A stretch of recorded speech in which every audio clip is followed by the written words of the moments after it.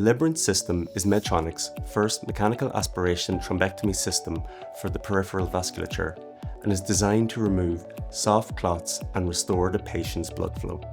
The Liberant thrombectomy set is manufactured here in Galway, Ireland, and our goal is to maintain the highest standards of quality and production efficiency. Our operators go through a rigorous training and certification process to be able to perform the Liberant process steps because of how important it is to the quality of every device. Catheter manufacture requires over 15 major process steps and multiple inspections and quality checks. The catheter's design and materials used have been tailored to optimize its mechanical properties, so it is essential that the manufacturing process is highly controlled.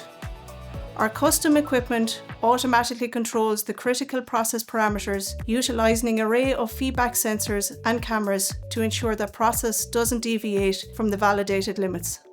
During and after assembly, every device undergoes rigorous inspection and testing to guarantee it meets our product specifications and the external regulatory requirements. We can't compromise on safety and reliability. The Liberant thrombectomy system is going to make a significant impact on patient care, and each operator plays a vital role in that. Working with my team, I make sure that the quality level is as high as possible because I try to make a product that's made as if for my own family.